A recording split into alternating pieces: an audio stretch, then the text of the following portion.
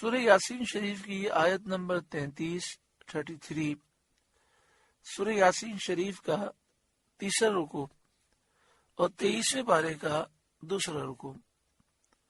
اللہ رب العالمین نے ارشاد فرمایا وَآیَةٌ لَهُمُ الْأَرْضُ الْمَيْتَةُ، اور ان کے لیے ایک نشانی مردہ زمین ہے جو اس پر دلالت کرتی ہے کہ اللہ تعالی مردے کو زندہ فرمائے گا۔ یعنی یہ جو نشانی بیان کی جا رہی ہے، یہ نشانی یہ بتاتی ہے کہ جس طرح اللہ تعالیٰ مردہ زمین کو زندہ فرماتا ہے، ایسے مردوں کو بھی زندہ فرمائے گا۔ احییناہا، ہم نے مردہ زمین کو زندہ کیا، بارش برسا کر زندہ کیا۔ وَأَخْرَجْنَا مِنْهَا حَبًّا، اور پھر اس سے اناج نکالا۔ فَمِنْهُ يَأْكُلُونَ، تو اس میں سے کھاتے ہیں۔ وَجَعَلْنَا فِيهَا جَنَّاتٍ مِّن نَخِيلٍ وَأَعْنَابٍ، اور ہم نے اس زمین میں باغ بنائے کھجوروں اور انگوروں کے۔ وَفَجَّرْنَا فِيهَا مِنَ الْعُيُونِ، اور ہم نے اس میں کچھ چشمے بہائے۔ لِيَأْكُلُوا مِن ثَمَرِهِ، تاکہ اس کے پھلوں میں سے کھائیں۔ وَمَا عَمِلَتْهُ أَيْدِيهِمْ، اور یہ ان کے ہاتھ کے بنائے نہیں۔ أَفَلَا يَشْكُرُونَ، تو کیا حق نہ مانیں گے، تو کیا وہ شکر نہ کریں گے؟ اور اللہ تعالیٰ کی نعمتوں کا شکر کرتے ہوئے اللہ کی فرما برداری وہ نہ کریں گے۔ سبحان الذی خلق الازواج کلھا، پاکی ہے اسے جس نے سب جوڑے بنائے۔ مما تنبت الارض، ان چیزوں سے جنہیں زمین اگاتی ہے۔ ومن انفسہم، اور خود ان سے جوڑے بنائے۔ ومما لا يعلمون، اور ان چیزوں سے جوڑے بنائے جن کی انہیں خبر نہیں۔ اللہ تعالیٰ نے مختلف اناج، غلہ، پھل، پھول، پودے اور جانور اور انسان پیدا کیے۔ ہر ایک کے اللہ رب العالمین نے جوڑے بنائے۔ انسانوں میں مرد، عورت، اور اسی طرح سمندر کی مخلوق اور جو خشکی کی مخلوق ہے اس میں بھی مذکر، مؤنث۔ پودوں میں بھی جوڑے ہیں۔ وَمِمَّا لَا يَعْلَمُونَ، اور ان چیزوں سے جن کی انہیں خبر نہیں۔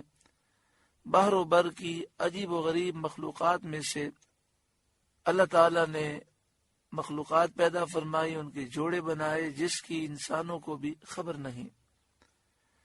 وَآیَةٌ لَهُمُ اللَّيْلُ، اور ان کے لیے ایک نشانی رات ہے۔ ہماری قدرت عظیمہ پر دلالت کرنے والی نشانی رات ہے۔ نسلخ منہ النہار، ہم اس پر سے دن کھینچ لیتے ہیں تو بالکل تاریک رہ جاتی ہے، یعنی بالکل اندھیرا ہو جاتا ہے۔ یا یوں سمجھے کوئی بالکل کالی چیز ہو، اس پر سفید کپڑا ہو، وہ ہٹا لیا جائے تو وہ سیاہ ہی سیاہ رہ جاتا ہے۔ اس سے معلوم ہوا کہ آسمان و زمین کے درمیان کی فضا اصل میں تاریک ہے، اندھیرا ہے۔ سورج کی روشنی اس کے لیے ایک سفید لباس کی طرح ہے۔ جب سورج غروب ہو جاتا ہے تو یہ لباس اتر جاتا ہے اور فضا اپنی اصل حالت میں تاریک رہ جاتی ہے، اندھیرا رہ جاتا ہے۔ فَإِذَا هُمْ مُظْلِمُونَ، جبھی وہ اندھیروں میں ہیں۔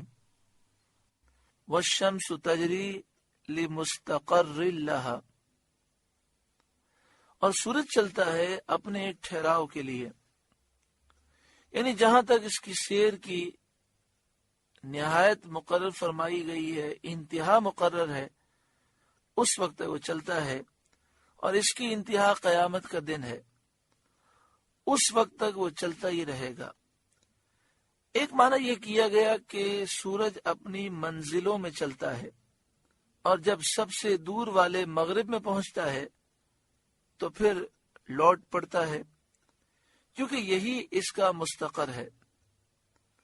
والشمس تجری لمستقر لها، اور سورج چلتا ہے اپنے ایک ٹھہراؤ کے لیے۔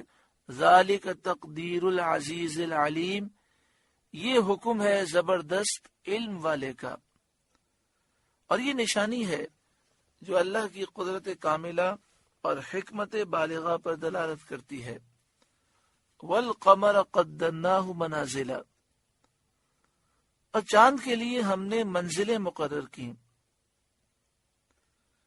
چاند کی 28 منزلیں ہیں، ہر رات ایک منزل میں ہوتا ہے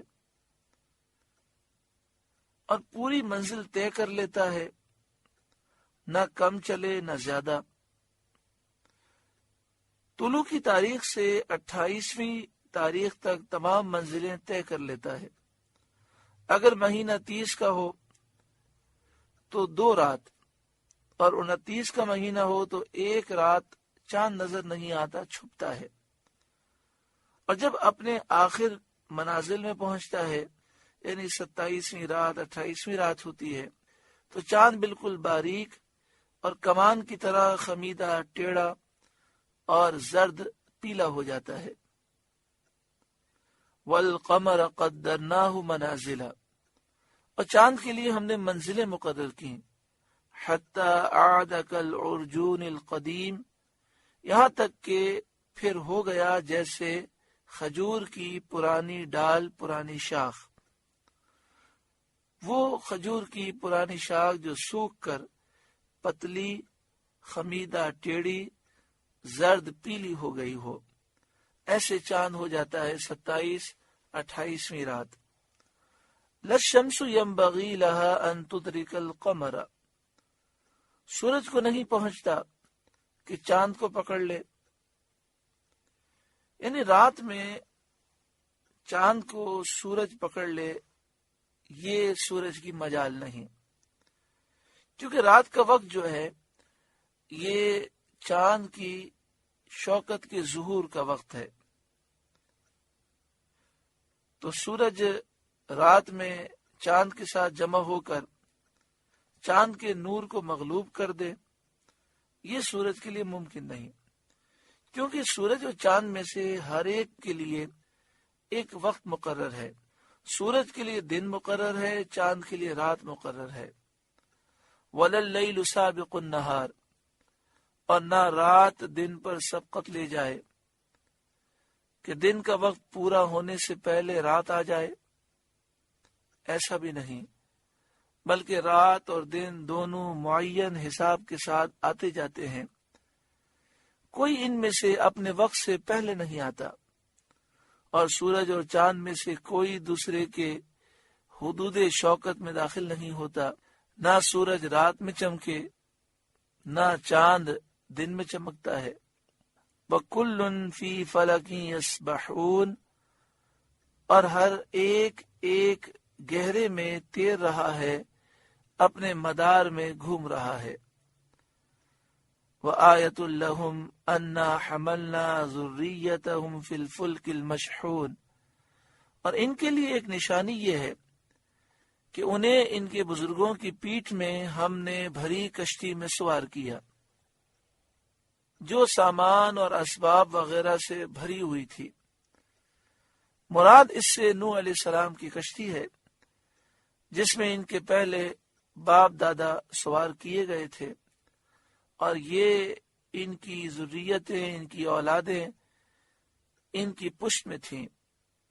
وَخَلَقْنَا لَهُم مِّن مِّثْلِهِ مَا يَرْكَبُونَ، اور ان کے لیے ویسی ہی کشتیاں بنا دیں جن پر سوار ہوتے ہیں۔ وَإِن نَّشَأْ نُغْرِقْهُمْ، اور ہم چاہیں تو انہیں ڈبو دیں، غرق کر دیں، یعنی باوجود ان کشتیوں کے، بحری جہاز کے ترقی کے، رب العالمین چاہے تو ساری ترقی کوئی حیثیت نہ رکھے۔ بڑی بڑی سپر طاقتیں سمندر کے طوفان کے سامنے اور ہوا کی آندھیوں کے سامنے بے بس ہیں۔